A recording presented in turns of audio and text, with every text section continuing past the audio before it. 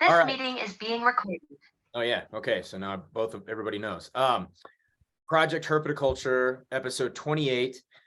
This is Philip Leitz. Always joined by my lovely co-host Roy Arthur Blodgett, all the way from the UK, as I continue to say for some reason, even though he is located in the United States of America. Let's see. Quick shout out to our sponsors. Charlie, that's your cue. Thanks, homie. Oh, and shout out to Charlie for doing our audio editing. You're the man. Shout out to Dylan at the Animals at Home Network for hosting our show and for putting out a wonderful show of his own, The Goat. Always have to say it. And support us on Patreon. We have a Patreon, patreon.com/Project Herpetoculture.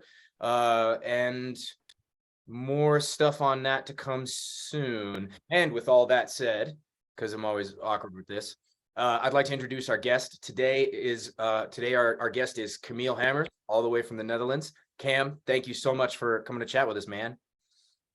Yeah, it's fun, I think. And I just want to say before we start with like questions and stuff, I just want to thank you, dude, because you have been a good friend to me for a long time now. And I still remember messaging you on Facebook and asking you about the first clutch of Uromastyx I ever had. And like, what do I do? How do I get her to nest? And help, I can't figure out this nesting thing. And you were always super patient and super cool with me and really, really helpful. And I'm psyched that we could build from like an online mentorship into like a legitimate in-person friendship on a bunch of herp trips in Arizona with a couple of other good friends. So I just really want to thank you for all of that, man. It means a lot to me. Well, thanks, man. You make me blush now. Yeah, that's the idea. That's the hope. If I can get your face to match some of those logos on your shirt, then I'll be in good form. Yeah. So I know this is a total softball, easy question, but can you talk about, can you tell everybody like how you got into herpetoculture in the first place? Like, was it something you were always interested in as a kid, or did it start with going to a pet shop? How did that start for you? Well, like I think everybody that was a guest on your show, it always starts with dinosaurs. As a small kid, you like dinosaurs. But the biggest event that triggered my passion for reptiles was at the age of 12. There was in the local library, there was a guy showing off some, I think it were red snakes. I'm not sure, but I think it were red snakes. And he was talking about them. And as a kid, you could hold them. And after that, I was really like, I told my parents, I want a reptile, I want a snake. My parents told me, well, it's okay and it's nice that you want it, but we don't think you're responsible enough. And I wasn't, because I was 12. So when you're old enough, when you're 18 or something like that, and we think you're responsible enough, then you can think about getting into reptiles. We'll get you a reptile book first. Okay. So that's where I started, and I started to read a lot on reptiles, and I started to just ask my parents for a reptile, and they did no, and they bought a new book for me. And so eventually I turned 18, and I immediately went to the reptile shop, and by then I had already been reading books for 5-6 years about all the different kinds of lizards that you could keep, and what's the best at that moment, what's the best reptile to start with, and how you should keep it. And when I just turned 18, I bought a leopard gecko, and a male leopard gecko. It was already adult and probably wild caught back then. Really beautiful wild color one. And well, that started off the adventure. And in the end, I think I got that leopard gecko for 23 years before it died. And I made a lot of mistakes with that first gecko. And I learned a lot from that first gecko. The first gecko, after I think 1 or 2 years, I bought a female. It was a male, and I bought a female, and I bought another female. And then I bred them, and I sold them to a local, or I traded them to a local reptile shop. And I think, and then I got some how do you call those? Madagascariensis grandis, day geckos, and a pair, and I bred those two, and I sold those again to those guys at the reptile shop, and then I got interested in I got my first Euromastics and Nigriventris, and that's started off the journey for the Euromastics. I really fell in love with that genus, and it's for me from then on it was almost only Euromastics, not Arids only. Oh well, Euromastics only. So, but yeah, that's how I started. Yeah, you and I share that. We're really, really fortunate to have that sort of similar passion. How did you settle? Like when you did get that first Euromastics, how did you decide? Did you see it in a book? Did you see another one in person somewhere? I think I decided on it because I saw it in a reptile shop, a different one that I used to go to, and I saw a really big one together in there with a really tiny one, and I bought them both, and one was of course not really in good shape because it was bullied by the other one.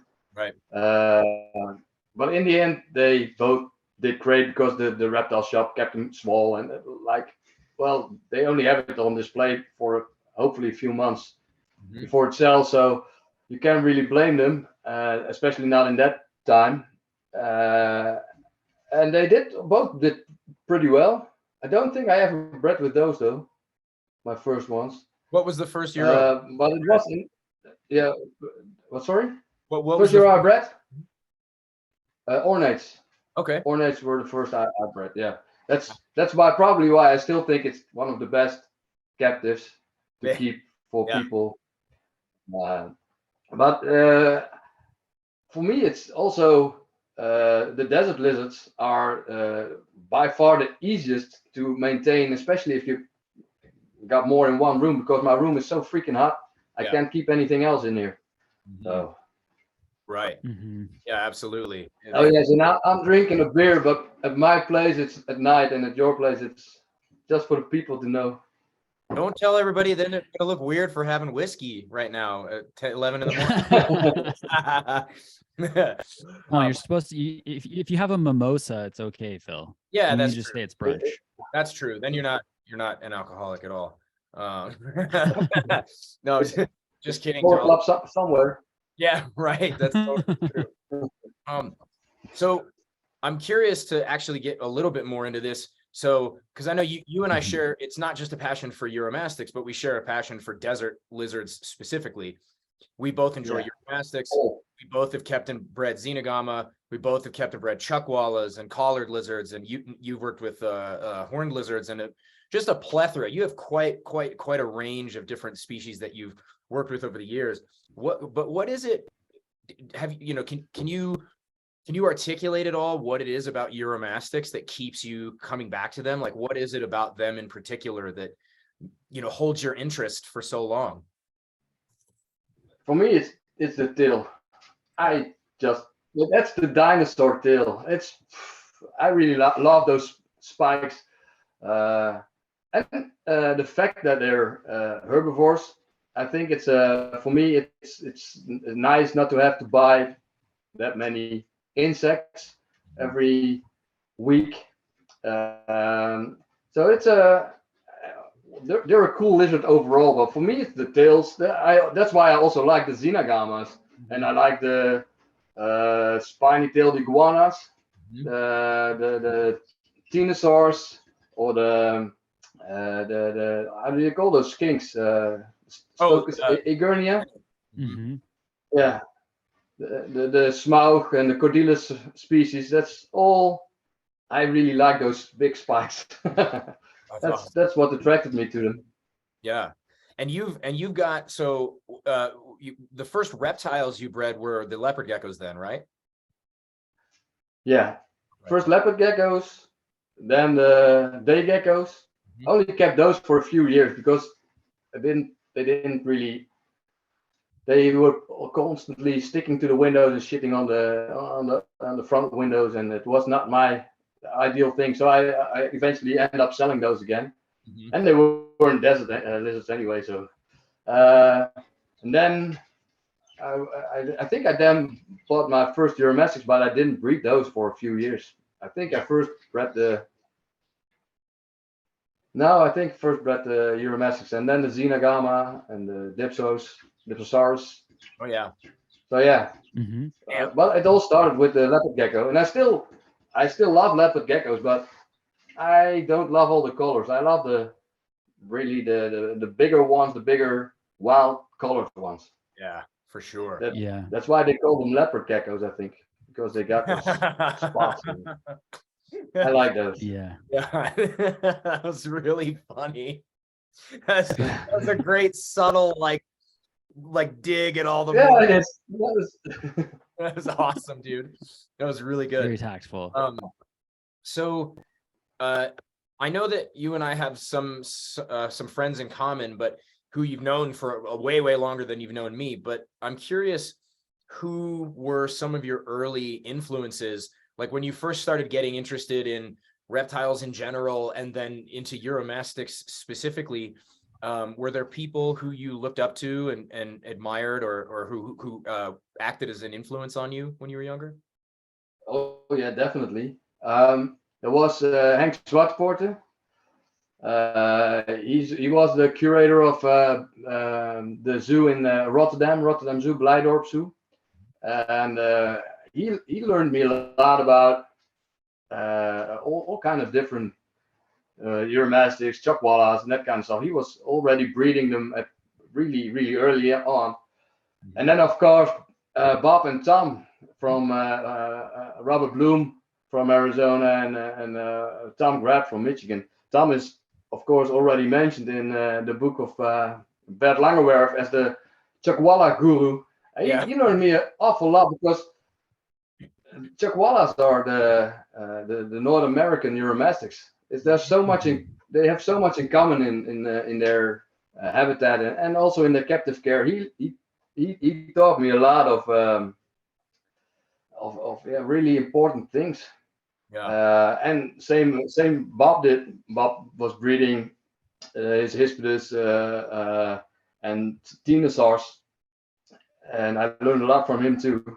And then of course you got Thomas Wilms. That at first I learned a lot from his book because that book was my Euromastic Bible.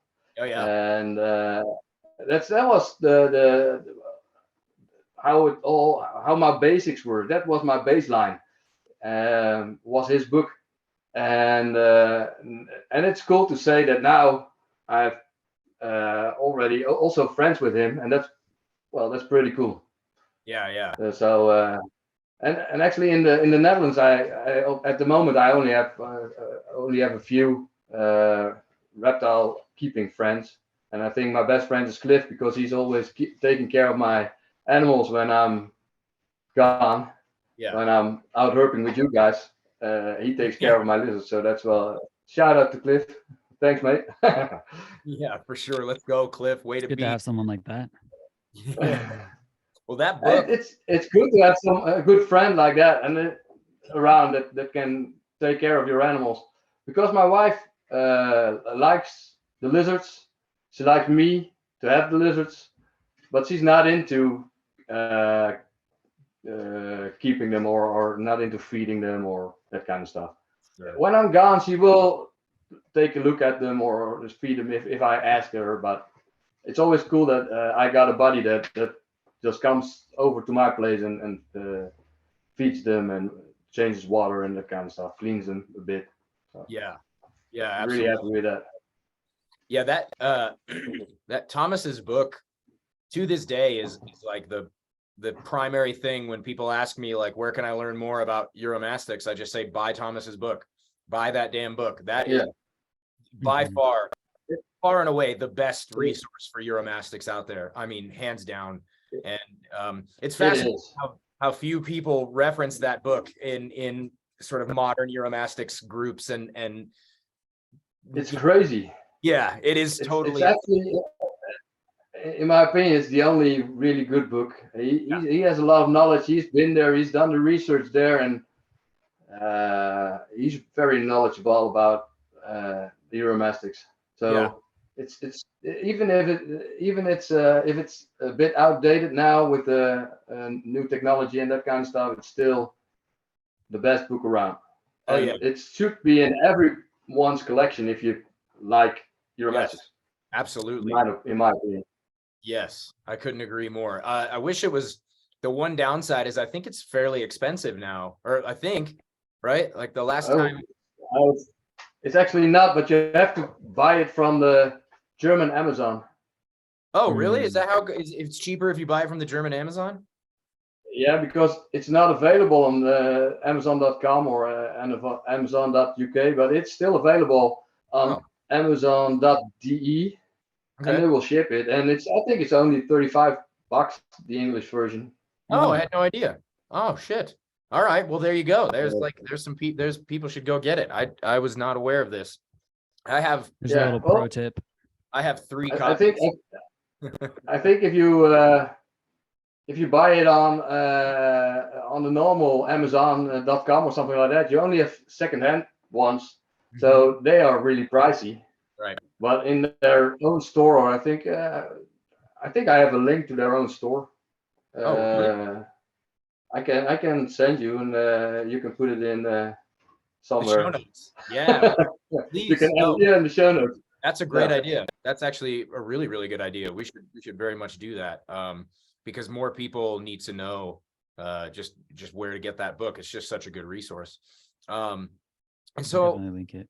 you know, we'll put it in the show notes for sure for anyone listening. So there's a few directions I know that we want to take the conversation, and there's no specific, we could just let it go wherever we want. But one of the things I'm really curious to ask you that I've been thinking about for a long time, let's say across the last 5 years, if you look back across the last 5 or so, you can make it a little bit longer if you needed to, but let's just say roughly the last 5 years, what are some of the biggest changes you've made to your care, to the way you care for your Euromastics, and why did you make those changes? I think the biggest changes I made are lighting setup, and that has changed 3 times in the past 10 years, I think. Wow.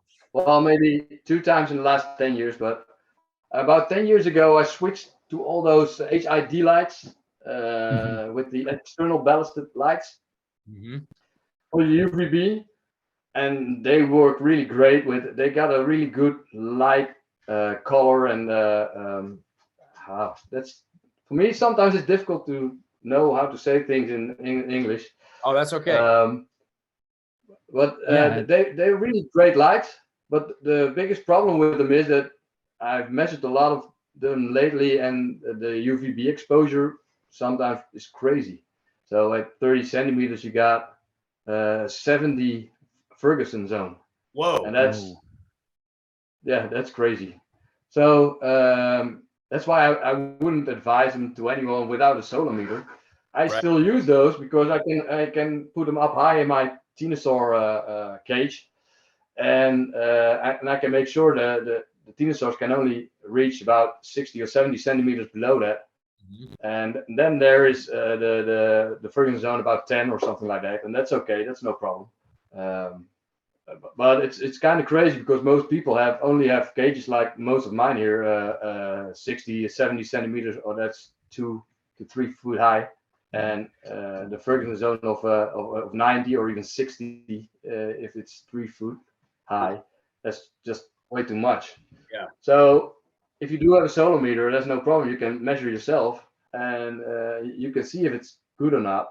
But that's actually the reason why I changed almost all cages now to the T5s, because I'm always about practice what you preach. And I have a solar meter, so I can use the other lights, and I still do use the other lights. But at the moment, I advise most people to go for the T5s with external heat lights like halogen lights. And I can't really tell other people to do that and not do it myself. So I changed about 80% of my cages, I think, right now. I still have a few to do. I'm a bit behind. I still got about 6 or 7 of those T5s ready to put in the cages. So that's the most costly changes I think I made the last 5 to 10 years.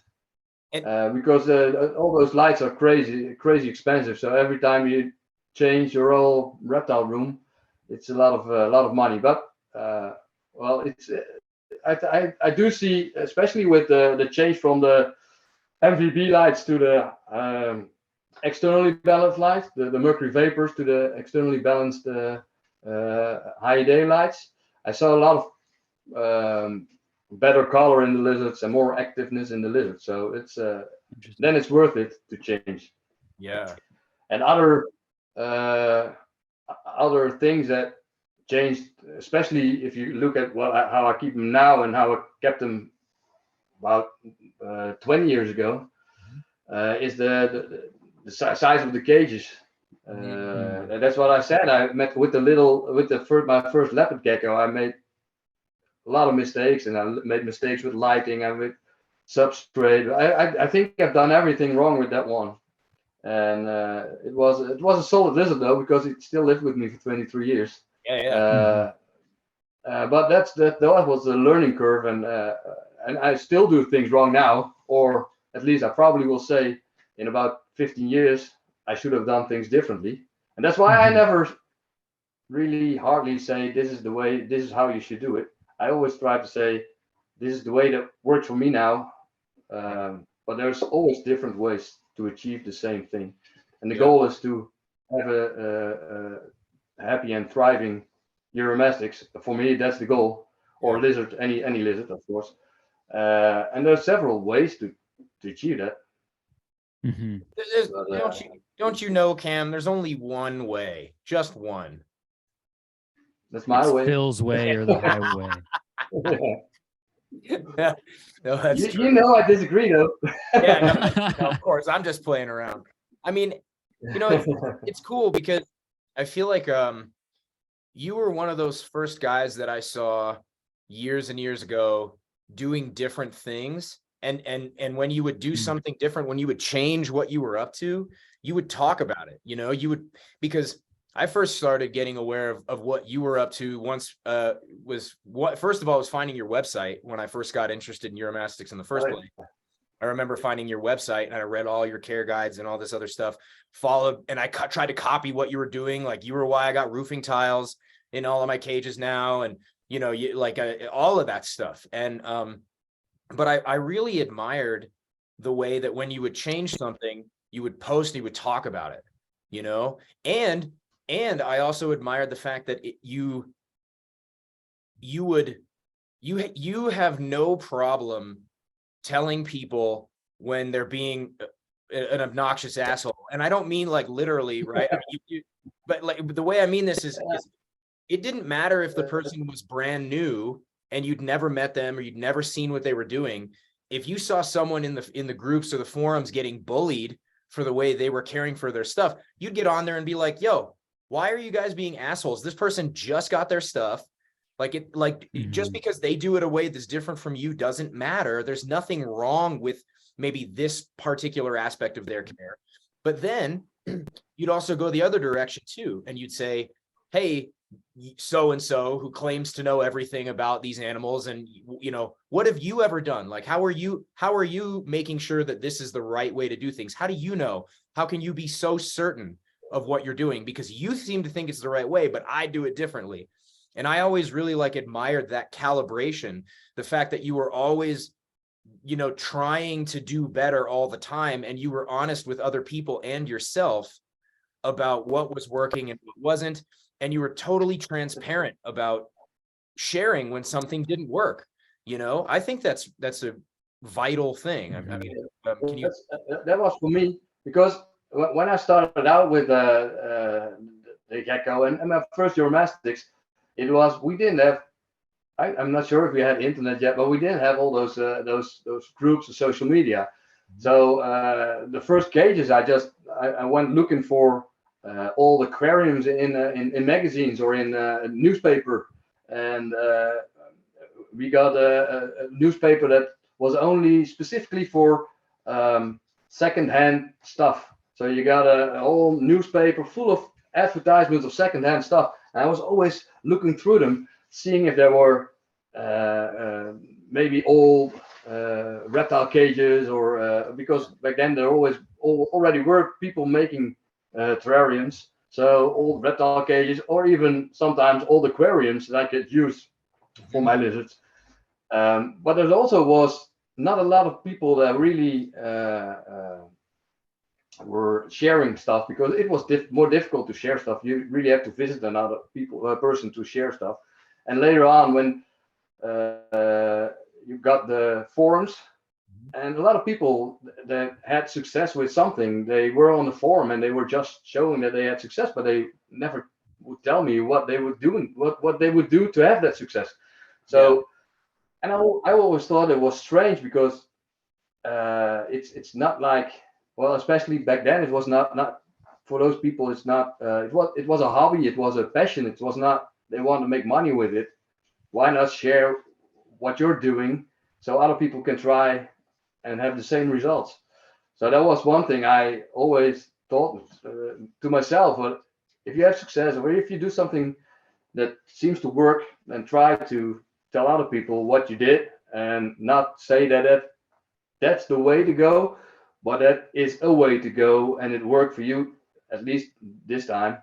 So and about, I really don't like, that's why I don't really not that much on the Facebook or that groups anymore, because I really don't like all the negativity all the time. If people post a picture, there's always someone that tells that there's something wrong in that picture, and that's what I don't like. And on the other hand, I had a few times that people asked questions and I gave answers, and a half year later they asked the same questions and I already gave answers to, and they showed a picture of their cage, which I said, they said, what could I change? And I already told them, well, if you want to change stuff, then you should try this, this, and this. And they didn't change a thing. And then half a year later, they asked the same question with the same cage.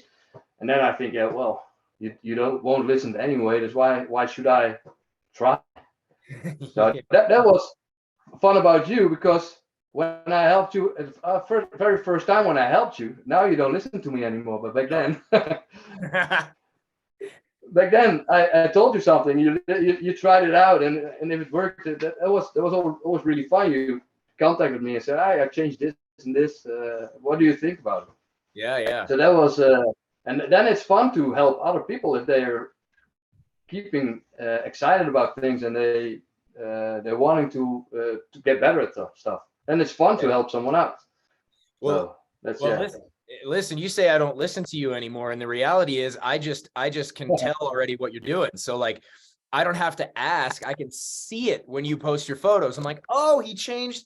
I know Cam's cages. I know he normally does this. He just changed that. Maybe I should think about why he's changed. You know what I'm saying? So it's like, it's not, you think I'm not asking you questions anymore. I'm asking you, just not with my words, you know? But it's funny, because you tell about those roofing tiles, and I still love the roofing tiles because they work really, really well for me. But I had roofing tiles in with how do you call those? The Ouroboros cataphractus.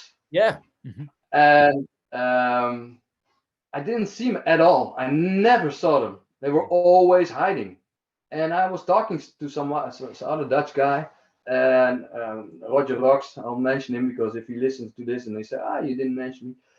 And he told me, maybe just try slates, because the roofing tiles are, the shape of the roofing tiles, at my place, they didn't really like them. I said, at first I said, well, almost everything likes the roofing tiles at my place, almost everything.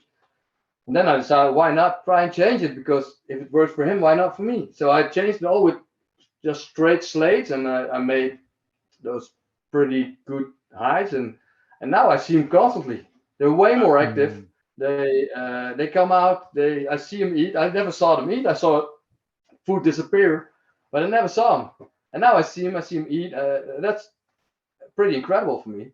That's a big change. Yeah, it is a big change, and it's only the height. That's the only thing I changed. So that was pretty funny. Wow. But, I feel like that's actually why I bought all that slate that's in my truck now, or in my garage. All those crates. I bought way too much of that stuff. My wife wasn't happy with that. No. I feel like that whole observation just really speaks to how nuanced it can be, you know, and I feel like that really affirms what you're describing, and just how there's more than one way to do things very often. And you know, it's so often I think that people, especially newcomers to herpetoculture, they want the prescription, they want the formula. And I think that very often there's just so much more value in experimentation. But at the same time, you need to know your animals, which clearly you do. That's why I always, when people ask me, they come to me and they say, well, Phil says that you should keep them solo, and I see you don't do that. I said, yeah, well, we sometimes we think different about things, but I won't tell you to keep them together, because I always give them the answer is, if you're a novice keeper, I think it's best for you to keep them separate and get to know your animals, and then try to keep them together in a bigger cage, of course, because that's also, I see a lot of people keeping one lizard in a small, how do you call 40-gallon fish tank cage, Yeah. and that's too small for one. And I sometimes see 2 or 3, mostly Hermetic gayri in there, and it's just sad for me to see. But I tell people, just keep them separate for the first 1 or 2 years and get to know them, get to know how they react to things. And if you know your lizard, and you know the lizard gets sick, or it gets a little restless, and you start to see the signs, then you might try and try to cohabit them and see if it works, because then you can see when your animal is stressed. And for me, stress is also part of the game for the animals. So it's also natural for them to have stress. It's the amount of stress that's important. If it's too much, that's 2 is never good. So Yeah. That's always my advice. Keep them separate, and after 1 or 2 years, if you think you know your animals, then try. Yeah. And like I said, before you pushed the start, I got about 10 pairs together that do really good year round. I got about 10 pairs that really don't do good together. They really are only supervised together, and that's the thing. You really have to know what every individual animal. Some species don't really do well together, but also within species, I got ornates that do really good together, and I got an ornate pair that really hates each other, but they breed really good for me every year. Yeah, no, there's so much here, because you know, you and I have also talked about this particular topic just, you know, on our own time over and over, because like, for example, I have memory of someone posting a photograph of actually there was 2 instances of this, and both of them involve a species that you're like fairly well known for, which is the Sara loricata, right? And so one of these instances was a photograph of a Sara loricata swimming in water, and then the other was a video of a Sara loricata eating a bunch of beetles. And which it's great that we have that footage, right? Like, I'm happy that someone took a video of Sara loricata eating beetles in the wild, and I'm happy that there's a photograph of a loricata in the water. But the problem came in when people inferred information from these pieces of content, looking at this video of Sara loricata eating beetles and saying, you see, they should be fed insects. It's like, well, okay, let's pump the brakes on that, because you don't know when this was shot. You don't know what kind of beetles they were. You don't know what time of year this video was taken. You don't know what the context was upon which the animal was eating those beetles. And then the same thing with the animal in the water. I would be willing to bet that the animal didn't go in the water itself. It probably got put in the water by the photographer. Maybe it was a flash flood. Maybe it was agricultural runoff that wasn't a natural part of the habitat, right? Or was chased in. Yes, or it was chased into the water. Exactly. And you wouldn't you can't tell these things from photography, and even not from videos, short videos. yeah, or from video. Yeah, exactly. It's not enough. You don't have all of the information. This was one of the same reasons why, when I tell people, because just for the sake of letting listeners know who might not know, Cam and I have like a slight, actually, we probably align on the way we think about housing Euros, but I tend to lean more towards housing most of my animals solo most of the time for most of the year. And then Cam tends to have a little bit more of a mix where he's housing a lot of stuff together for, if they tolerate one another for a lot of the time. But when I go on, prognosticating about how I think Euro should be solo housed most of the time, people will regularly send me photographs of your animals, or they'll send me a photograph of like a wild, like there's a really well, it's a famous photograph of Sarah Hardwicke out in that's a cool wild, picture. and it's a great photo of like a mom out of the burrow, and then there's a bunch of babies popping their head out of the burrow after her. They'll send one of these photographs to me, and they'll say, you see, they can be housed together. And the funny thing is that even though Cam and I may differ a little bit on the way, like the kind of hard line stance that I take on it, and the more relaxed stance that he may take on it, we would probably have the same answer to someone saying that, which is, you don't have all the information. That's not one photograph is not enough to sum up the totality of whether you can or cannot keep these animals together. I mean, would you agree with that, Cam? Yeah, definitely. There's another thing though. The captive environment is also not a wild environment. Right. So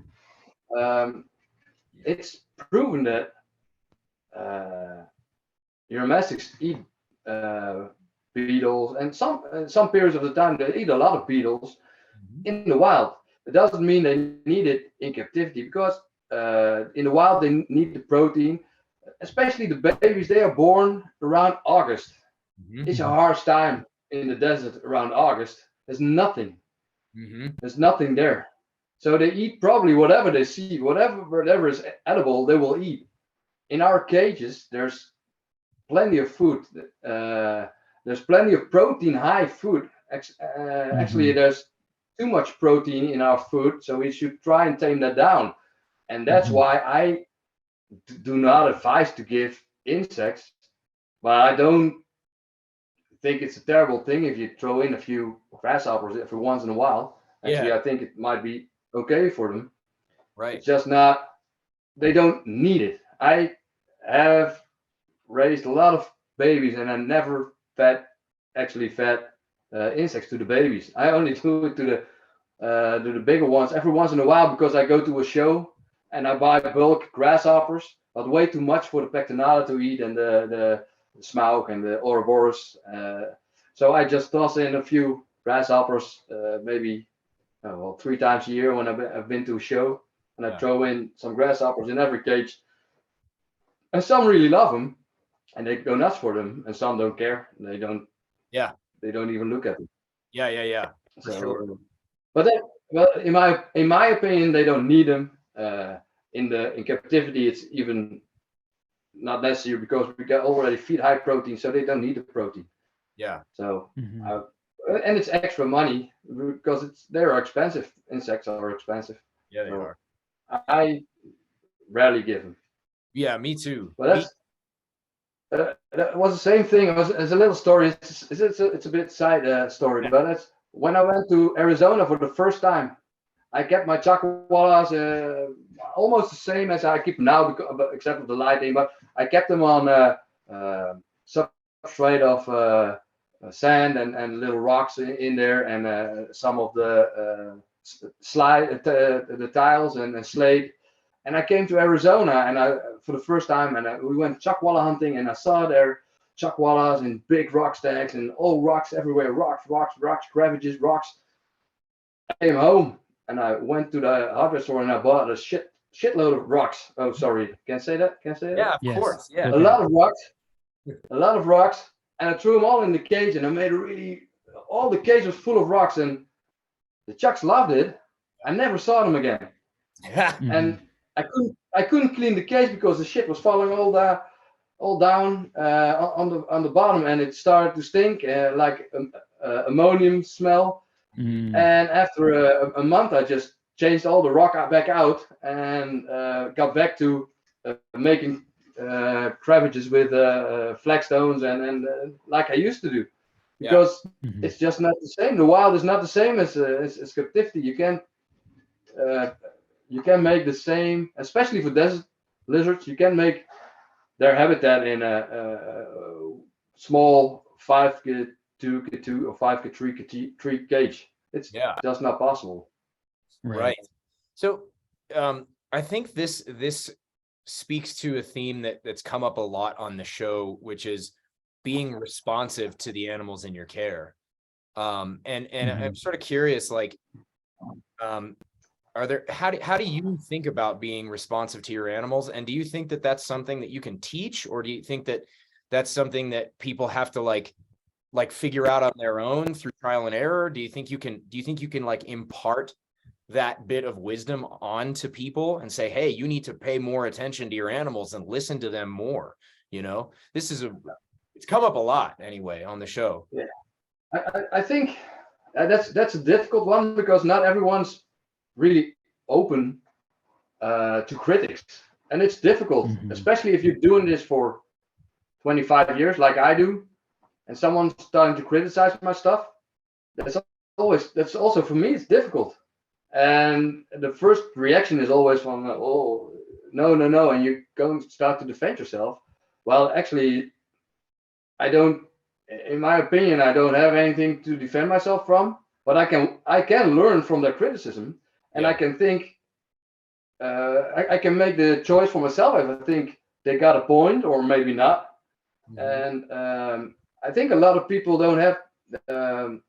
don't really want to be criticized about how they take care of their animals, because it's their animals and they're doing this for so long, or sometimes even novice people, because they read a care sheet somewhere and they told them that to do it this way. And if you tell them, well, like for instance with Euromastics, with the heat requirements, some Euromastics really like it really hot. Like, it's difficult for me saying Fahrenheit because I'm in Celsius, but like 55, 60 Celsius.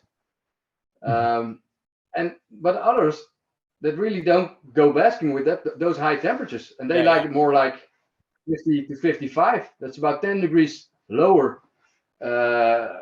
So you always, that's the point. You can teach people things, but people should learn from their own animals, because they're all slightly different, and they will teach you, and that will go with trial and error, of course, because we all have made mistakes and we still do.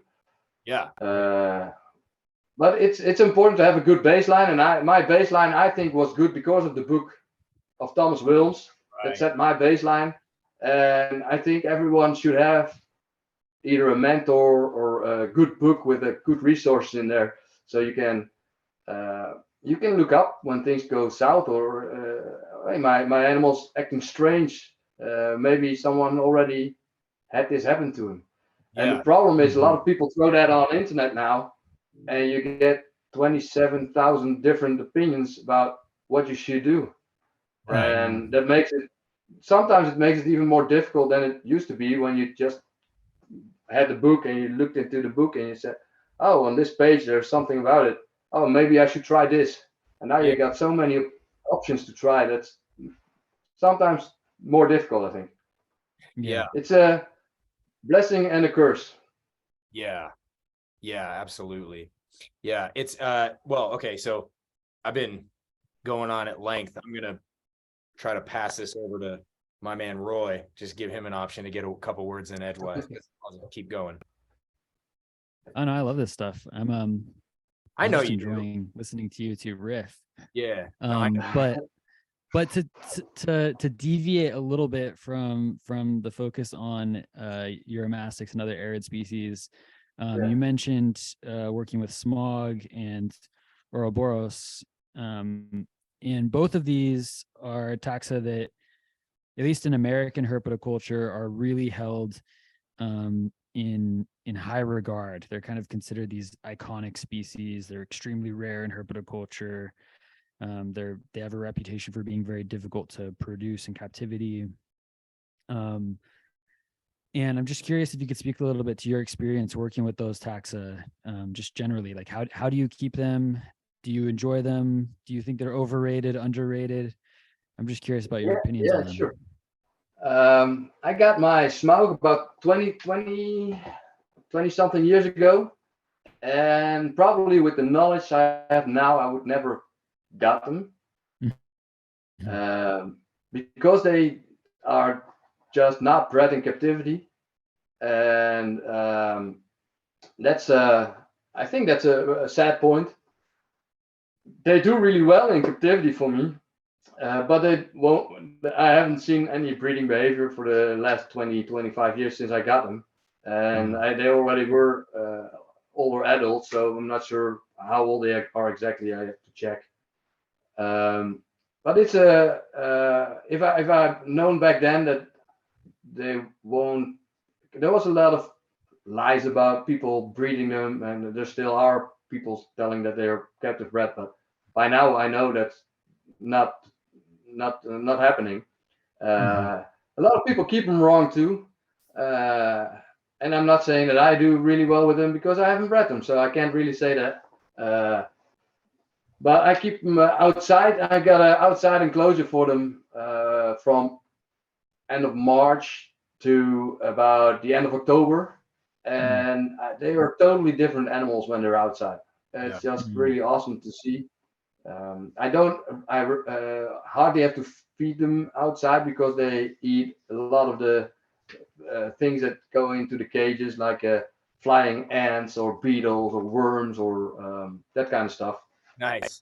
And they're really nice and really interesting animals, but I advise people to stay away from them until there's really good success with breeding them, because it's not worth it in the end. The Ouroboros, though, they are bred pretty well now in Europe. It's not that they're there are high numbers of babies are around, because they only have a few live babies a year. So it's not like with bearded dragons or even some Euromesses that they lay 20 eggs and you got 20 babies. But they are bred pretty good now, and people have known, have cracked the code, so to say. They're really beautiful little creatures and really dragon-like. The reason I always am a little wary about promoting them is because they, although they are bred more regularly now, they're still not really how do you call that? Still not bred too often or widespread. They're not commonly bred yet, and I don't want people to want stuff that will eventually might be smuggled or in. Right.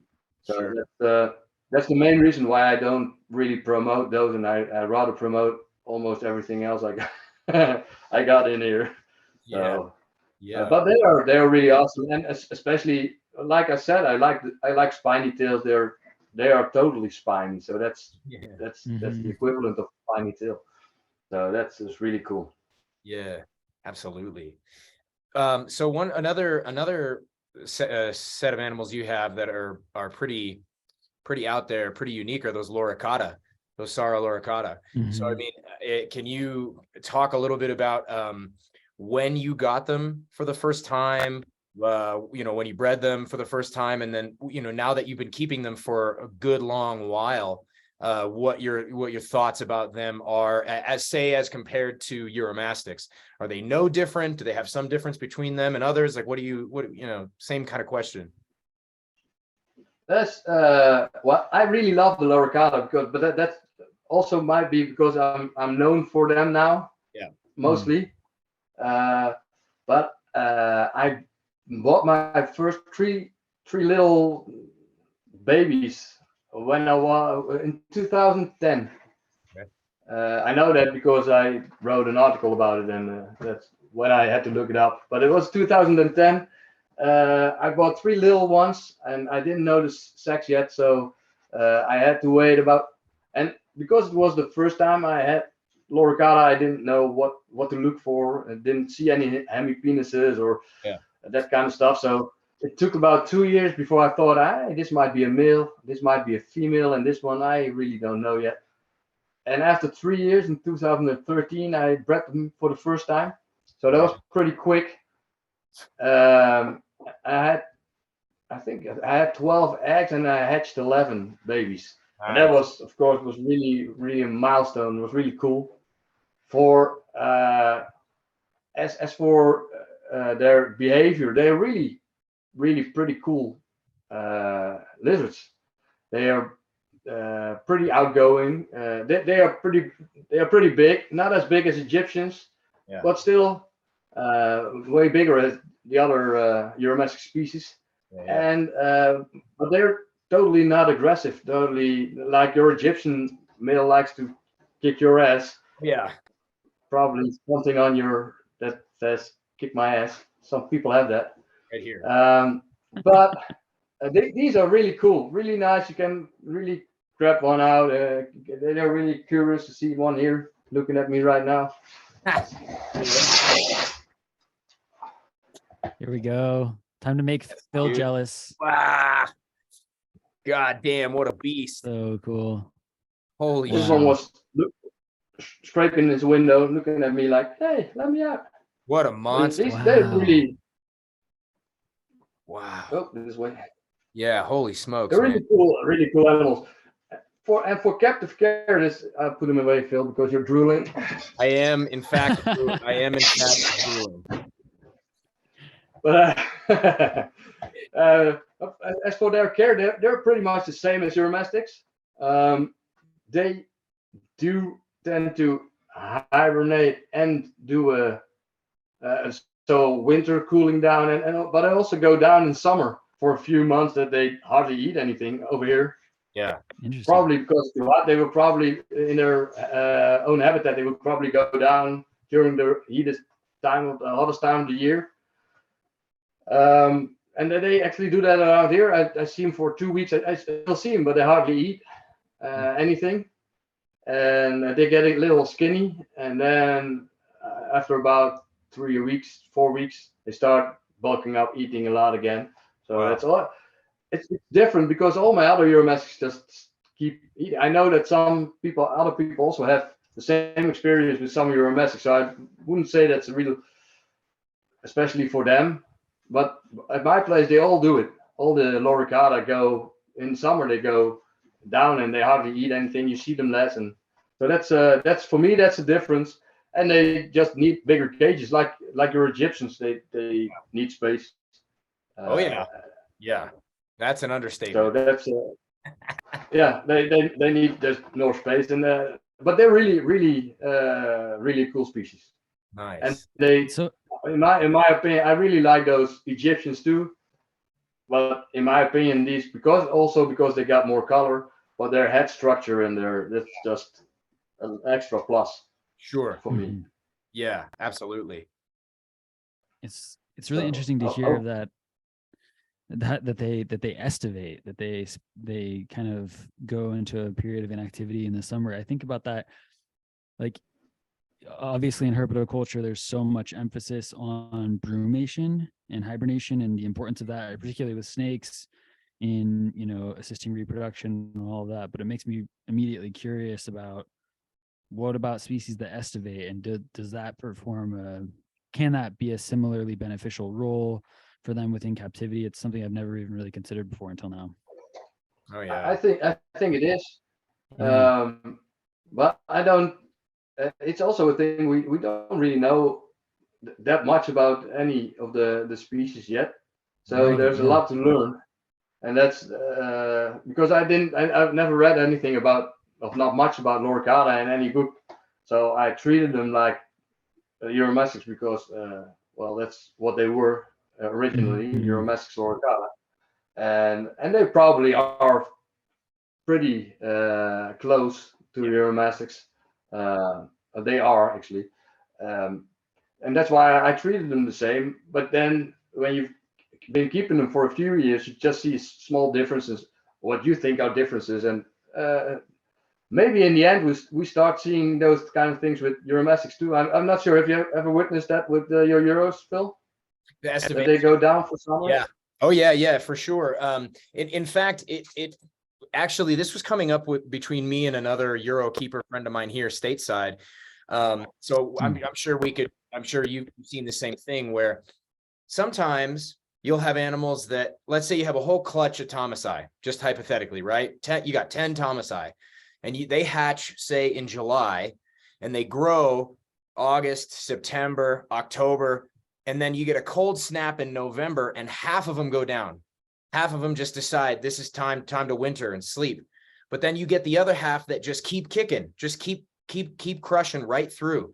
They don't go down, they don't brumate, they don't go down for winter, they don't do anything, but they're the same clutch, and the cages are right next to each other. You got 12 inches of difference between this cage and that cage. It's the same parameters, the same food, the same everything's the same. But this half responded to the temperature change. Why did those ones do it? So sometimes I'll have ornates that hatch,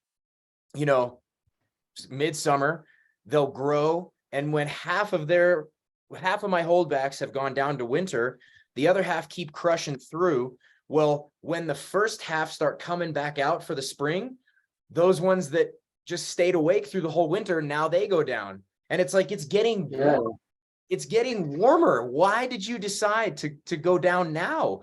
But yes, I have had, when it gets super scorching hot here in the middle of the summer and the ambient temperature in the shop is 97 degrees. Yeah, definitely. I have animals that just decide, fuck it, I'm not coming out.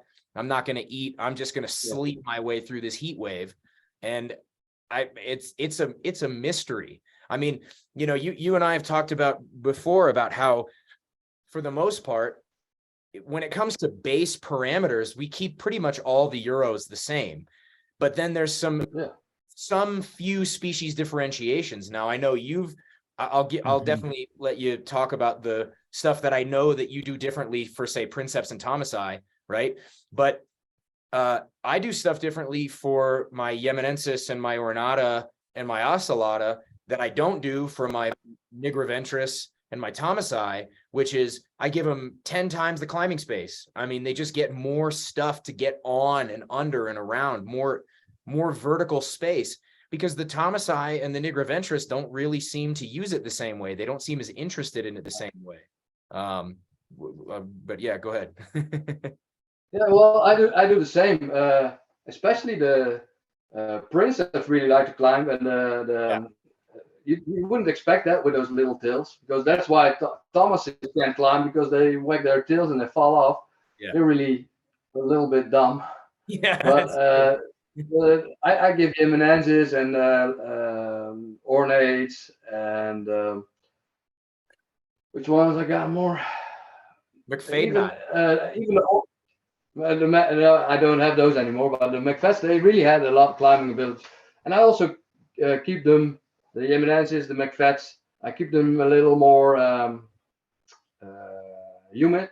Well, humid, it's not a good word. If you look behind Roy, there's a lot of cages that are maybe 100 times more humid than any cage I would give those, but it's more humid than my other Euromastics. Because they also come from a more coastal area. Yeah. And my winters are different for Thomasai and Princeps than I do for my Nigraventris or my Flava fasciata, that can really go pretty cold, while the Thomasai and Princeps, and they stay relatively warm during the night.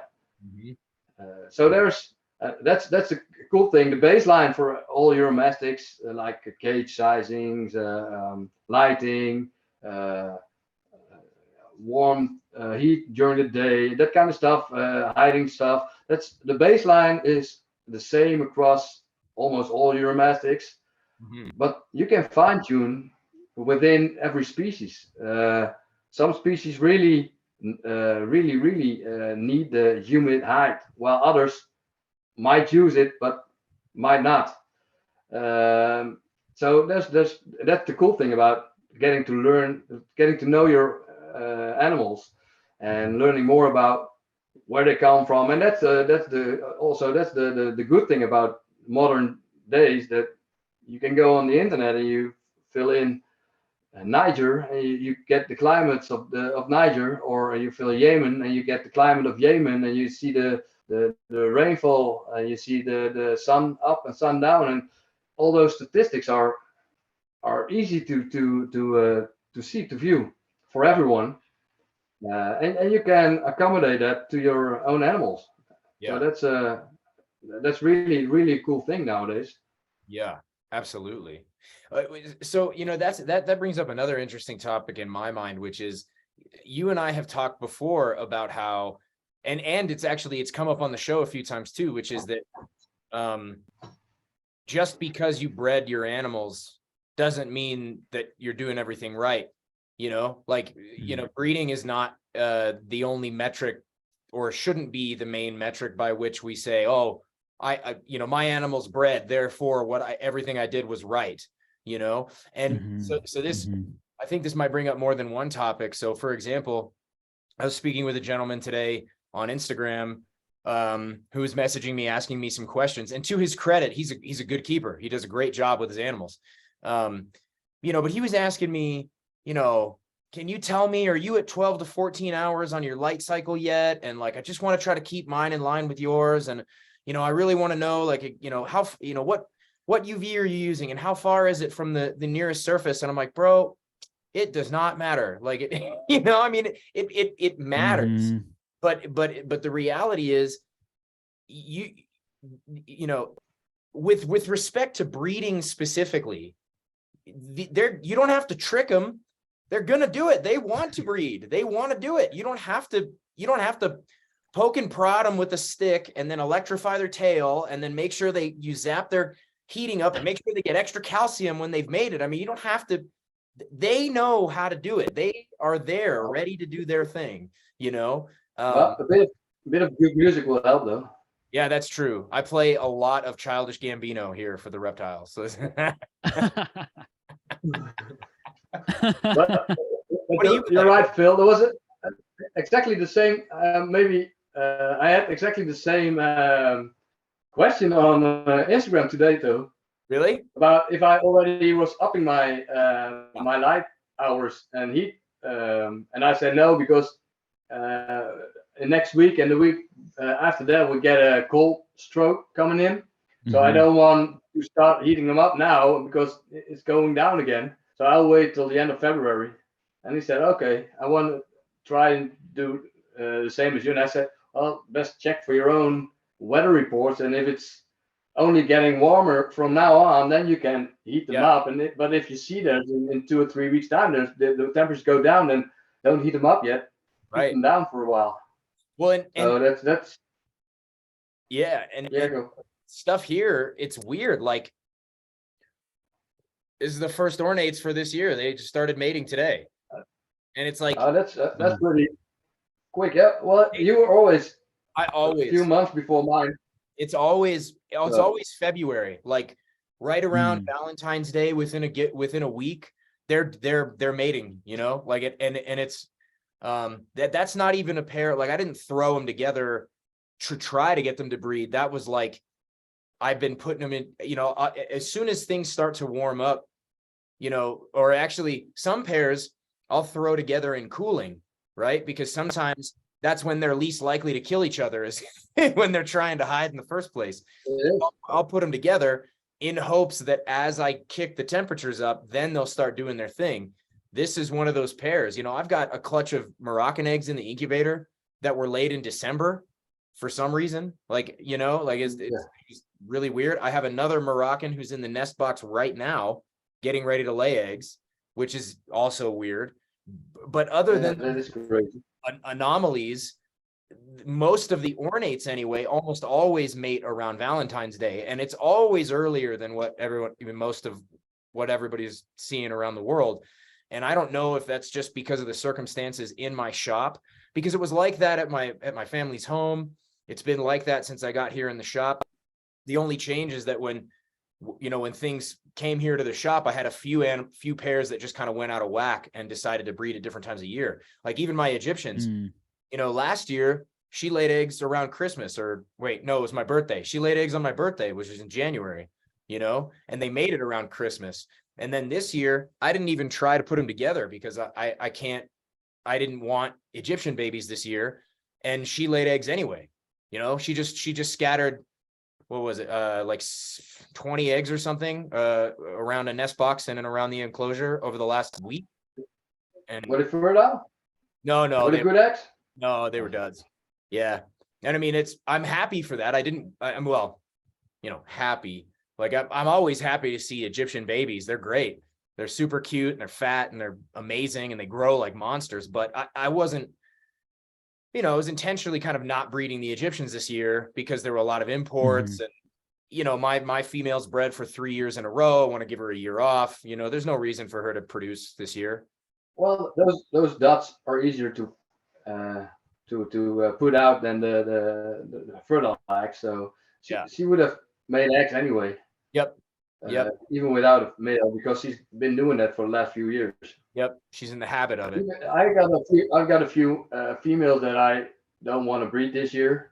Yeah. But they still lay eggs. But they sometimes there's 1 or 2 fertile eggs in the clutch, but mostly infertile eggs. Yeah. Because they do hold sperm sometimes. Yeah. So. Oh yeah, I've had Thomasai and Princeps do that. I had a Princeps last year lay a clutch of 15 eggs and they were good, and there were no male. Like she was never bred. That's a pretty big clutch. It's a huge. She's old. She's getting up there. I mean, she's not old. Like she's not a senior lizard or anything. She's obviously in like the prime of her life, but she's been laying big clutches these last couple of years. But she's probably 12, maybe 13. You know, they're older, older animals. Well, they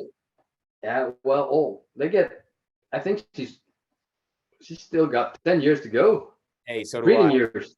So do I. Breeding years, and then after that, she still got years to go. Yeah. So what do you think is like okay, so you know, we've got record of Moroccans that live 50, 55-ish years or so in captivity at a zoo. And I think, you know, your Moroccans, your Flavies, your Egyptia, your Loricata, they can probably live into the 50s, maybe 60s, right? Maybe like a Cyclura. What do you think what do you suspect the upper end of age is for your smaller species, like say Ornata, Ocellata, Yemenensis, Thomasai, Princeps? What do you think? I don't know what the max would be, but it's a guess. They will be 30, 35 years too. But probably easier for the males than for the females, because females have to endure the egg laying every year, and that's pretty harsh on the body. So, but I had a female ornate, I think 18 or 19 years laying eggs, and she was still doing great. But I think it's a good thing to just sometimes let them skip a year, and especially if you got several females from a species, it's good to just rotate them a year. Just to give them some rest. Yep. It's good for the females. The males, they just do their job for a quickie, and it's okay. So they don't have to endure the really hard egg laying stuff. Yeah. But females, that's pretty rough on the body though. Oh, yeah. That's also I think a difference between the Loricata and the Uromastyx. But Uromastyx also do bite while breeding, but my Loricata are really rough. All my females are really open necks and wounds after mating. Wow. So it might be that the males are just not too good at mating, or the females are too strong for them. I don't know, but they all bust the females. That's pretty. But I think that's also why some people think it's difficult to breed them, because it doesn't look pleasant. Yeah, sure. So people separate them before they're really bred, because it just looks like the male's hurting them. And might be though. Yeah. No, sure. but it heals really quickly. Yeah. The wounds are always just shallow bite wounds, but it can Mhm. really be bloody wounds. Yeah. It's way more aggressive breeding than with any Euromastics I got here. Yeah. They never, Huh. well, once in a while pinch a little skin, but normally they just bite and hold on and just hold on one side and then go to the other side and then let go. Yep. And it's different with Loricata. It's pretty rough. Yeah. Yeah. So, Wow. so your Euros will breed both sides. They'll use each hemipene. Some Yeah. some do, yeah. Well, maybe they all do. I don't know, but because I don't see every breeding. Right. But sometimes I see them breeding, and especially I've seen a lot of the Philbii Oh, and the Flavia fasciata that they just cling on one side, they breed one side, and then they yeah. turn on Yeah. the other side and start it over again. I had a So male yeah, Yemenensis. I had a male Yemenensis do that like 7 times. He held Yeah. on, Wow. mated on one side, pulled out, went switched sides, mated with the other hemipene, and then went back and forth like 7 times. And I was just like, all right, I'm not putting you back in there. And he never let go. He just kept holding on to the female. And I was like, Jesus okay. Christ. That's long. I think I've seen this 3 times, 1, 2, and then back, Well, and then but the female was tired of it.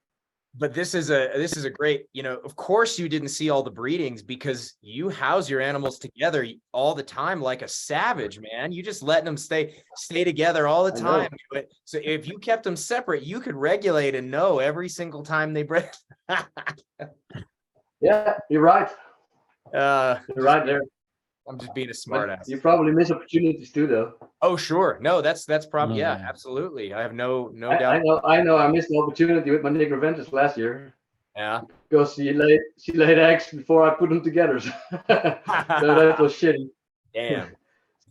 She was now I put them together before winter, Mhm. just before winter. So they went down together. Yeah. And they're now together, but they're both still gone for 90% of the time, so they don't bother each other. Yeah. But last year I just really had to had them separate, and then when everyone else was breeding, I thought I put them together, but just a few days before I put them together, she already laid dots, so that Oh, was wow. shitty. that's wild. But, well, that happened. Yeah, it's true. It does happen, doesn't it?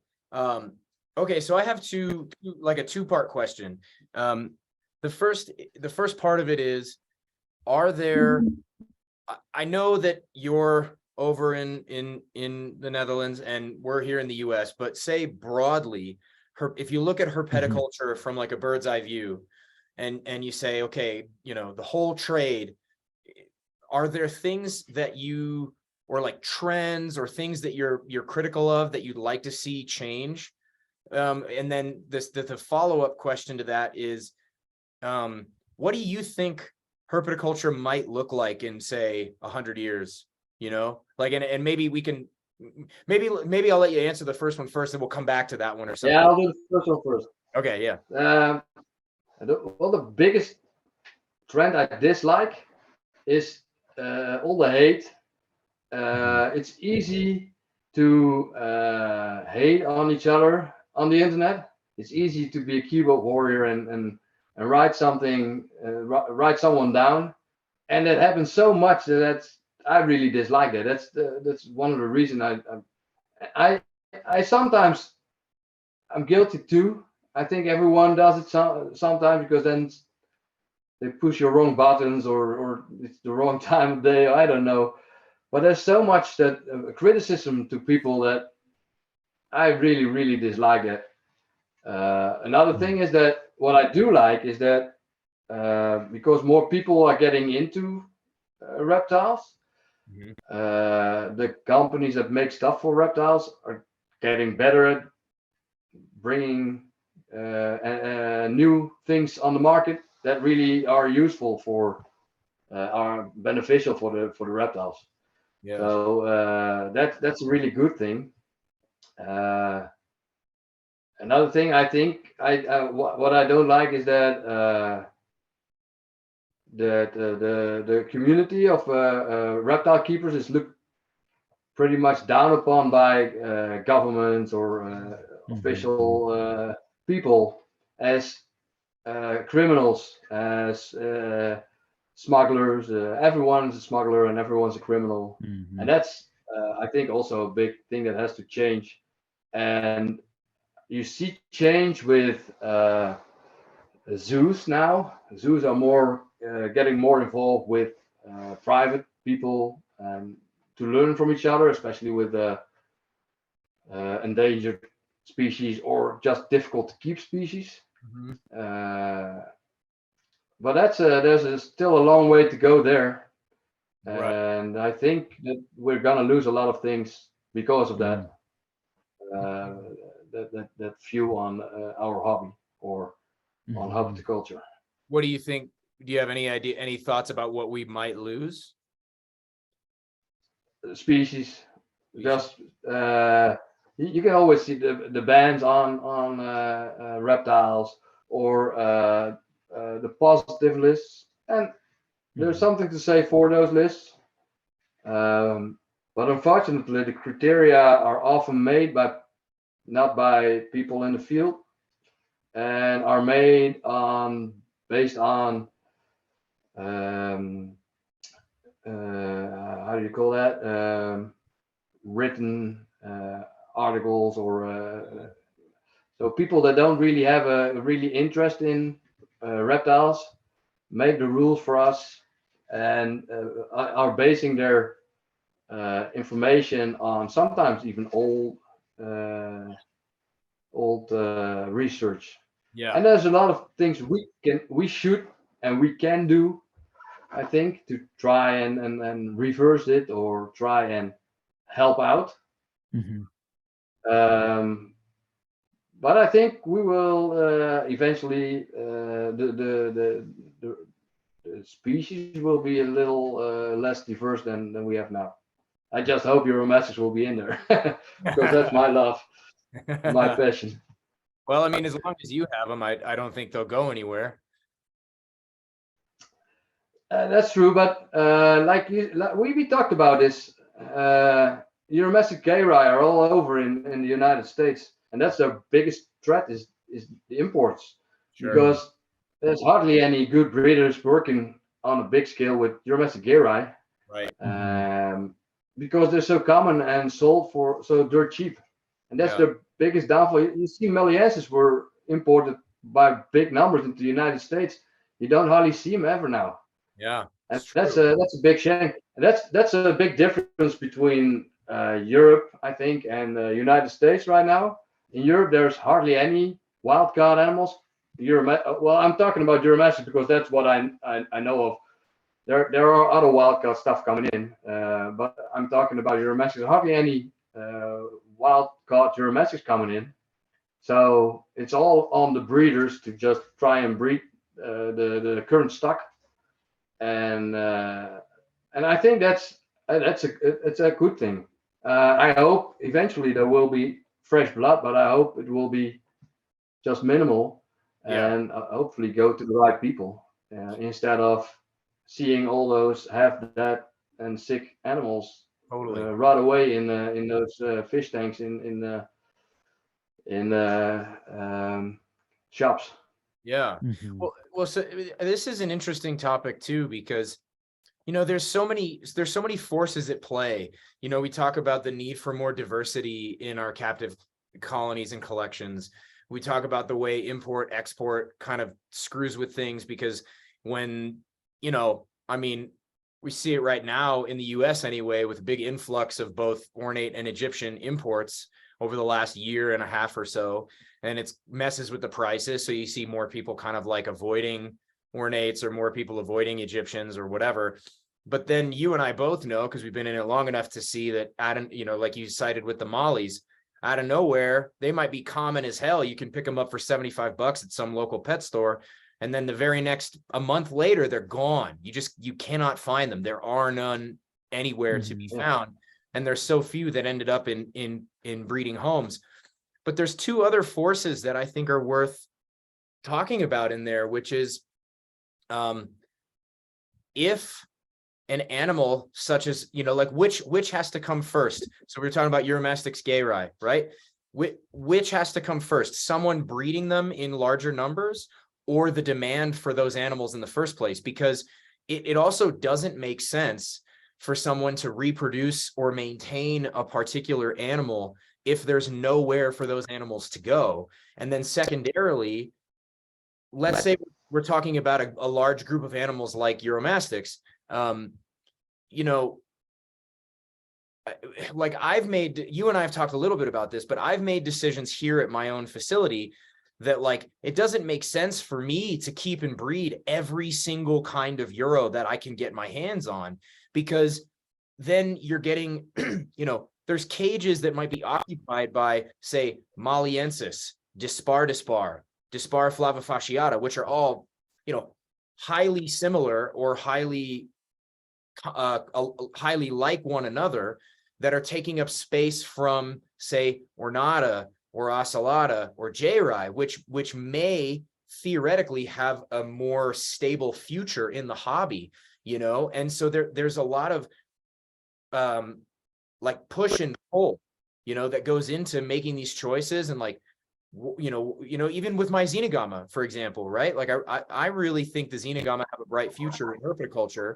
And they're cool. Yeah, they're super cool, but does it make sense to have Xenogama taylori, Xenogama battlifera, Xenogama wilmsi, like all of them? Or does it make sense to have one, and again, I don't have the answer. I just, these are because we all talk about it. We all say we need more diverse species represented in the captive hobby, because there may come a day when those animals are no longer accessible to us, or there may come a day where they just don't exist anymore. Maybe they've gone extinct somewhere or whatever it is. But you also have to have somewhere for those animals to go. Otherwise, there's no reason to. How do you manage it? That's the difference between like you and like me. Okay. Because you do it for a living, so it should be you should choose for something that has a better future for your business. Yeah. And for me, it's I know you don't like the word hobby, so right. I will call it the passion. For me, it's a passion. It's not about, I don't have to make money from it, because it's not that's not why I do it. And so and I like it that way, because like last year I lost a clutch of Loricala eggs. Yeah. And if it was my business, I would have cried. And now I thought, just, well, maybe next year. Sure. And that's it's easier if it's not your moneymaker. Yeah. Sure. And that's why I think you're smart to just choose maybe 5 or 6 species that what you think will be best for your business in the future. And let the more passionate hobbyist try and do their stuff with, like you said, the Dispar or the Maliensis or the Flavis, or the more those species. And for me, it's just, I just get what I like, and I breed if I like it. And if I like last year, I bred a lot of flavifasciata, and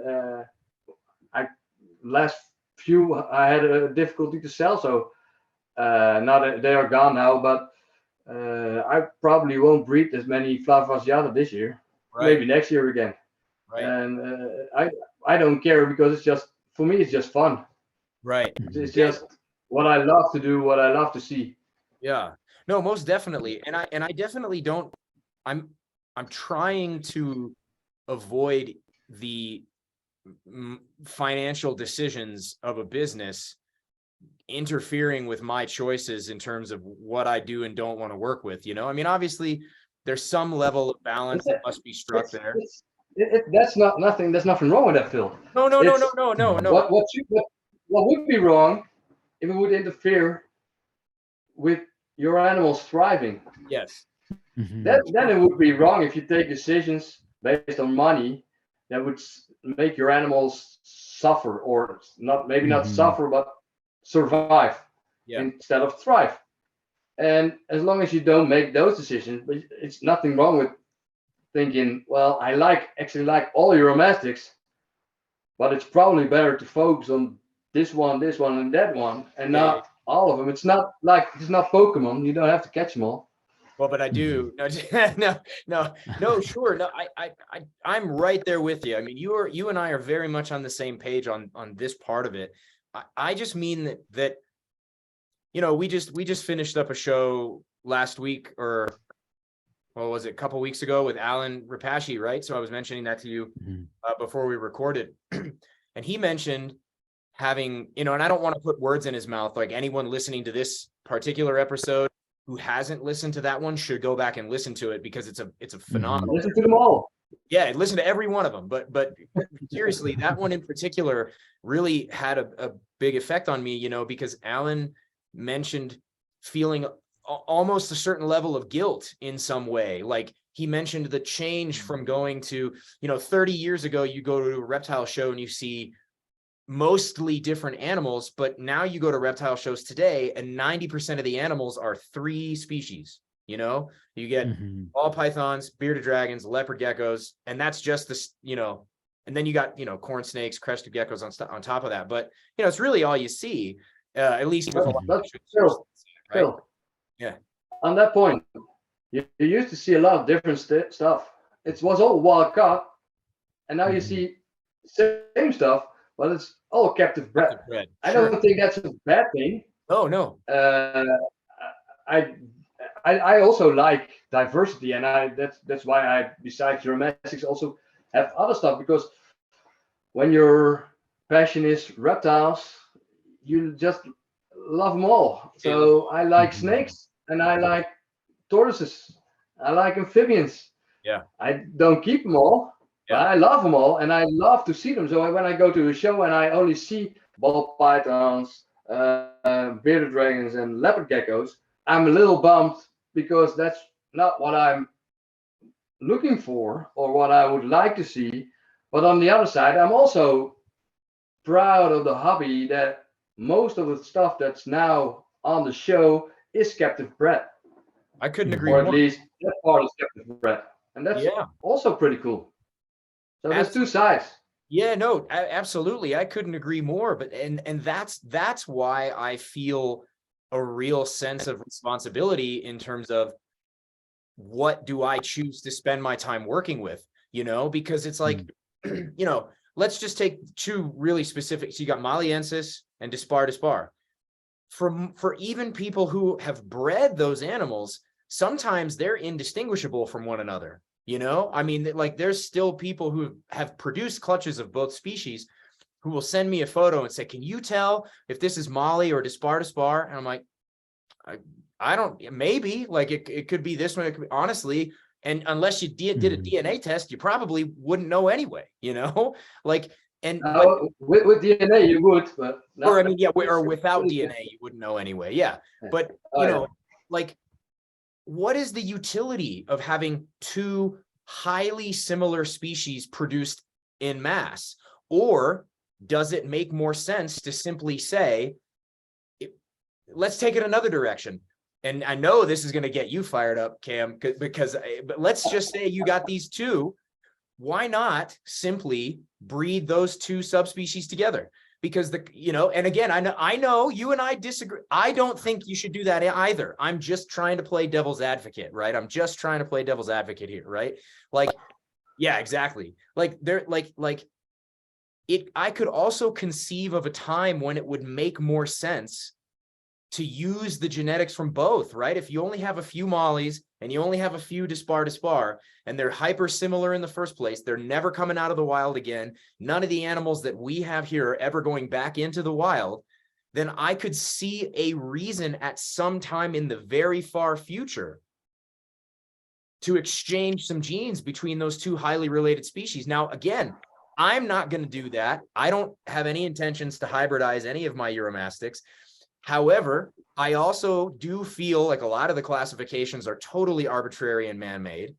But Mhm. I'm not trying to make a case for hybridization at all. What I'm trying to say is that I'm trying to think very, very clear, or I'm trying to make decisions with as clear a mind as possible about exactly which species I bring forward into the future and why those ones in particular, right? That's all I'm trying to say. Yeah.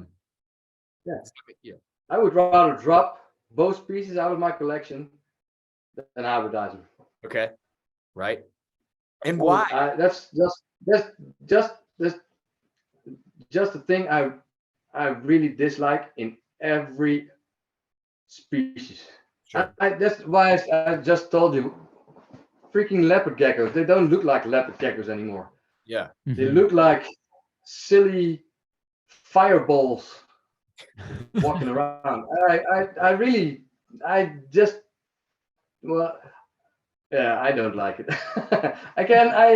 No, it's just, I could never ever see me doing that with Euromustics. Sure. And So you got it on record now. So in 25 years, if I'm breeding freaking hybrid Loricata with McFaddenite, and you've got on, you can slap me around my ears with this one. So it's well, do you feel it's this just way about- there's so much beautiful differences between the species that Sure. messing them up, that really would feel shitty for me. Do you Mhm. feel the same way about like a Lewisite hybrid or like the Galops, right? Like so many of the Galops we have are hybrids, right? I mean, that's part of what allows us to have them in captivity in the first place, is that it's a legal loophole, right? That they are not, that's not a Grand Cayman blue iguana. That's a Grand Cayman blue hybrid.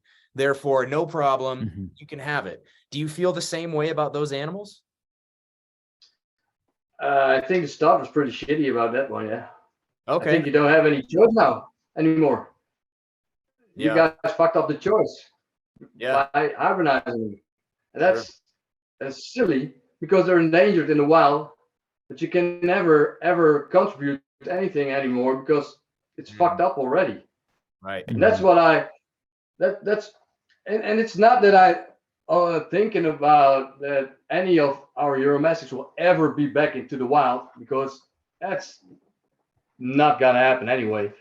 It's more that there's so much difference between the species.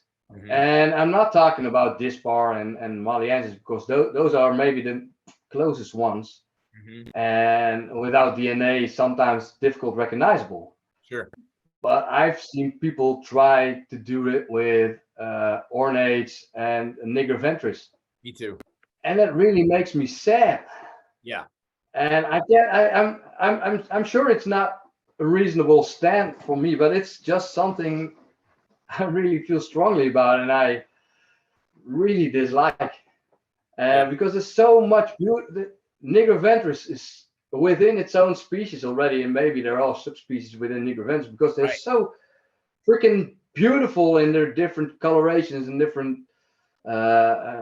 forms. And same goes for ornates.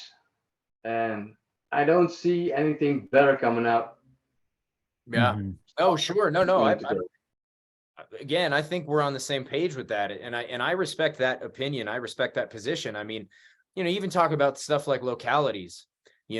Like I know that there's a subset of people, and I used to count myself among them, who really just love the idea of locality specific stuff, right? Because okay, let's if we're gonna say that an ornate and a nigroventris are so different from one another that there's just no utility in ever seeing those genes coming together again at any point in time, then what about the same thing to you could say the same thing about ornates that come from Israel as opposed to ornates that come from Egypt, but at the same time, technically the same species, but still separated by millennia of evolution and miles and miles, hundreds of miles, thousands of miles geographically, right? But no one would bat an eyelash at someone breeding an ornate that originated in Israel to an ornate that originated in Egypt, and again, I just want to be clear. That's still, yeah, but that's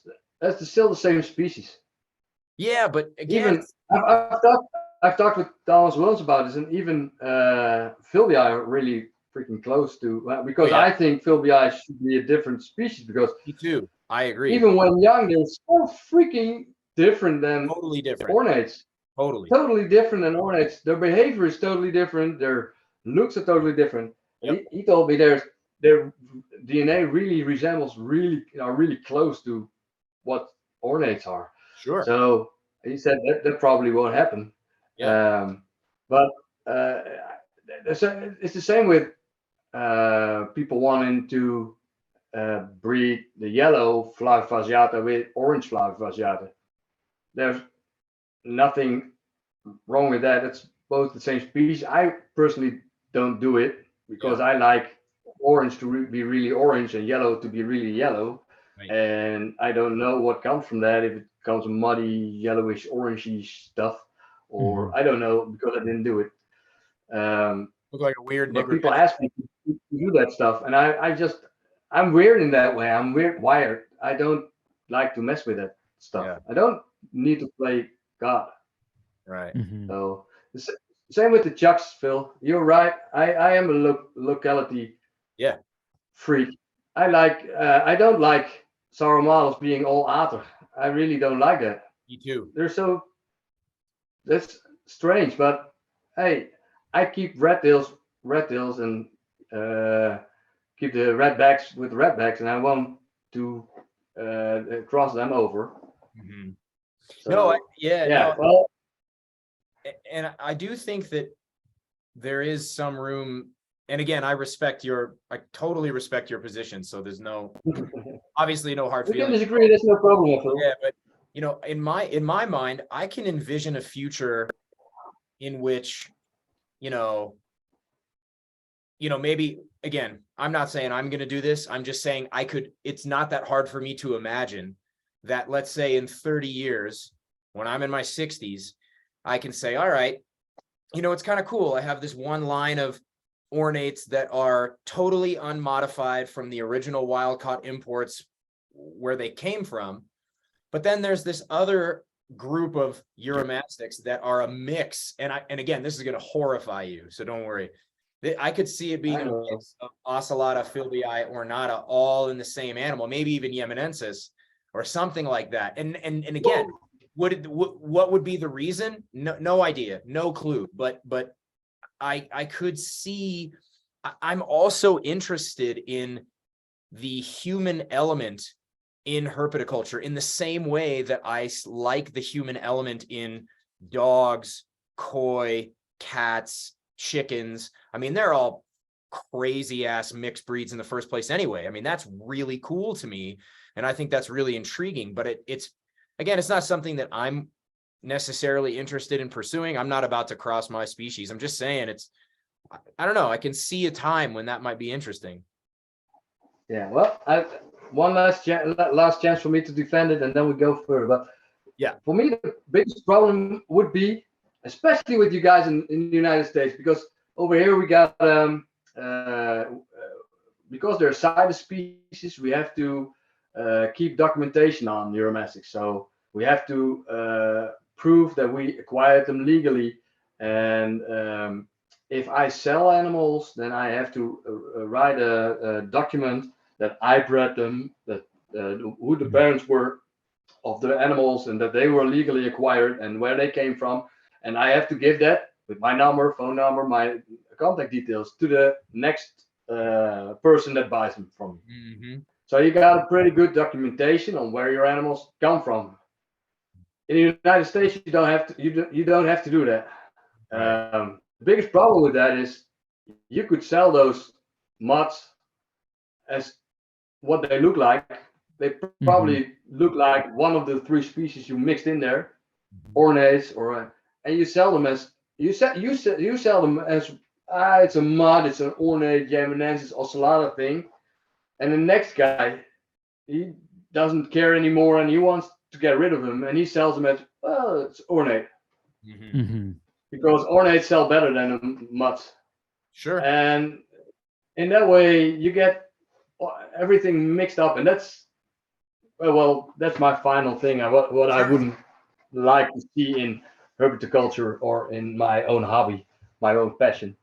But that's we can think different about those things. It's no problem.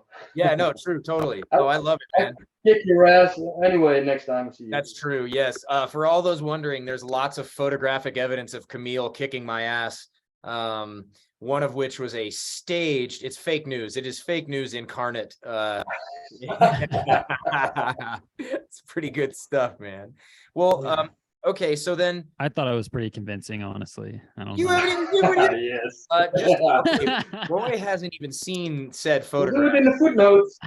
Yeah, we'll put it in the show. We're gonna have to put them in the show notes. Yeah, we'll put the photo in the show notes. That's We'll make it the YouTube thumbnail. that's actually a really good idea. That's a really good idea. Well, so gentlemen, we're creeping right up on 2 hours, and in an effort to be respectful to all of your guys' time and everything like that, I still have a couple things I want to ask, but we'll just start steering it towards the close of the convo here, if that's okay. I want to ask you, Cam, like, what you've been doing this for such a long time, and you've been working with so many different things, and you've made a lot of changes over the years, and you're always evolving. What is the next? What does the future look like for you and Hammerhead Reptiles? Like, what are your goals at this point, and what are things that you want to do in general, just as time progresses?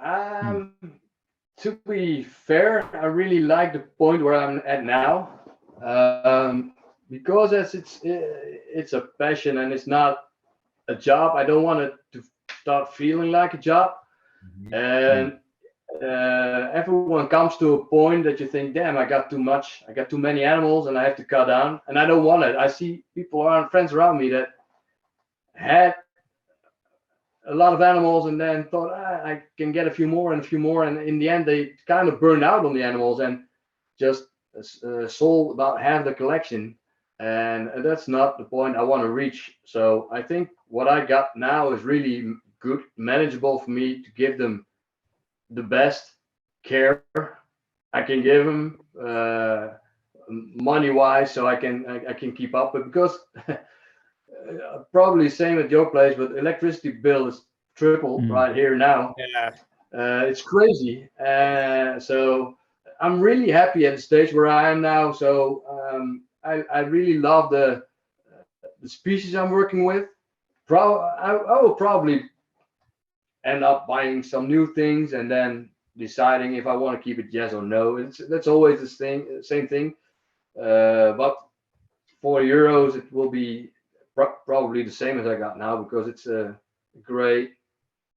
I'm at a great point right now, so I don't need to get bigger. I'm really happy right now.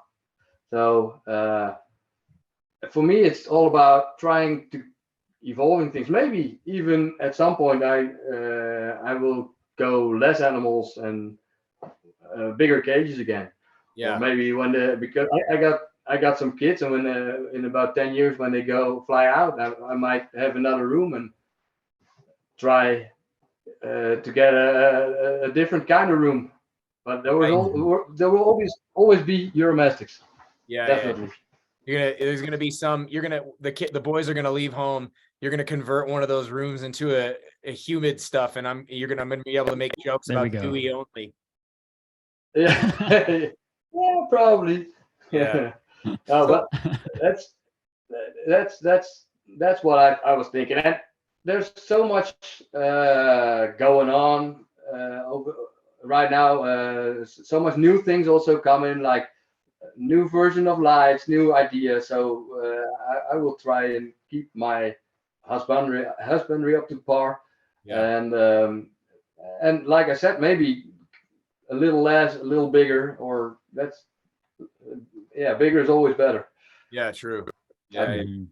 So and speaking of your kids, do either of your boys have any interest in the reptiles? Do they share your passion? They both would like some lizard or snake inside of their rooms, but the wife's pretty decent policy of no more animals in the house, because this is in my reptile room where I am now. and I got one Thomasai in a nice cage in the house. Mhm. That's the only thing that's coming into the house. So that's what she said. If the boys want to play with the reptiles, they can go to your reptile room. And so they both like the reptiles. They like them a little bit more if friends come over, Yeah. because Mhm. it's cool to show stuff around, and it's cool to ask daddy to if they can pick up the snake and show it to the people that are not so familiar with them. And that's the time they really like daddy has a few strange lizards in his house. And sometimes they help me clean or feed, but that's maybe once a month or something like that. So it's not that they're really helpful. But That's it's I think it's good to have for a house or a home to have animals, so people so the kids learn to respect yeah. and animals, and also that they learn animal behavior and see, especially with reptiles, you can see when they don't like things, or Yeah. how to handle them and that kind of stuff. So that's a good thing. Absolutely. Yeah. Okay, great. Well, then we have maybe just the closing question, but I want to make sure I don't. Roy, do you have any other things you want to ask Cam before we hit him with the last one? There's a whole bunch of stuff that's come up, but I think that we just got to have him back at some Yeah, point if he yeah. would be willing. Yeah, no So, problem. Okay. Hey, cool. it was fun Yeah. Yeah. talking with like We're gonna friends. hold So you to it. that was fun. Yeah, man. Well, so then we got the last one, this last question then. So, and Yeah. you've listened to the show as you made clear earlier. So you know the question that's coming. Why herpetoculture? Like, why do we do this? What's the whole point? Yeah, well, I made that. I've listened to the show, so I know this question was coming. So I was thinking about it earlier today, and I thought it was a bit two-sided. There's one side is why herpetoculture for me, Mhm. and why herpetoculture in general. Yeah. Mhm. And for me, it's just like, why not? It's just a thing that is my passion. I can't see my life without reptiles. Mhm. It's something that when I was small, a little seed was planted in me, and that seed grew, and it won't ever be cut down, or really. Maybe at some point, some of the leaves will fall, but in the end, the real passion will never go away. So Mhm. herpetoculture for me is just a way of life. It's just I can't see anything happening that will steer me away from that. And then you have the other thing, why herpetoculture in general, and I think it's really, really important that people like us that have a passion or love these stranger animals, show to the world that they're also cool animals. They're not only cool but also useful. And because if people don't know an animal, they don't like it. Or if they like snakes, a lot of people hate snakes. Why? Because they don't know snakes. Same for saving reptiles in the wild, conservation. A lot of conservationists, I think, are not really glad with people like you and me keeping reptiles in cages. But on the other hand, they should also know that people like you and me are the ones that are willing to invest time and money in helping raise money for saving animals in the wild, those animals in the wild. Because before I had reptiles, all my friends would donate to, I don't know, WWF Worldwide Fund with the panda bear, or to a tiger, or to the whales. None of them would give money for an iguana that almost got extinct, or a snake that might be getting extinct. And since they know me, since I've introduced them to that reptiles are also useful in nature, but also beautiful and fun, Mhm. they are more willing to. If I have asked them for donations for one of our local fundraisers for stuff in the wild, they're way more willing to donate money for a cause because they know me. They know the animals are also different and also beautiful and useful. And I think that's also an important part of why it's a good thing that more and more people are getting into reptiles. And it comes with a lot of negative things and a lot of things that don't go well because if something is mainstream, you see a lot of stupid things going around. But it's the same with dogs and cats. But on the other hand, there's a lot of good thing involved too, like people that really are more interested and will spend money on education or saving animals in the wild. So that's Mhm. the second part of it, I think. But Yeah, for me, it's just the love, the passion for the animals. I Mhm. love that. That's a great way to answer that question with that dichotomy down the middle. And like, here's the two ways I Mhm. see it. I love it, man. Yeah.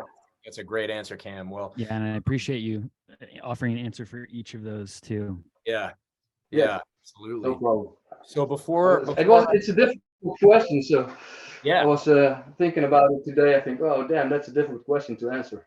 Might better be prepared. yeah, Yeah. yeah. It's been fun to see the huge range of answers we've received to that question doing the show. Oh yes, Mhm. It's been really, really fun. And I keep looking forward to more because I know we're gonna get different answers that neither of us have thought of yet. So I'm pretty that is cool. I like the disease one. yeah, That's yeah. a- Yeah. Phil Tremper really knocked it out of Phil. the park with that one. He's like, it's a disease. I didn't know anymore who said it, but I like that one, and Yeah. he's right. Yeah, It He he's is. totally he's dead on. So far, he's Yeah. the So winner, true. man. He's had more people say I think more people have cited his answer to that question than any other so far. Um, Yeah, that's because he's right.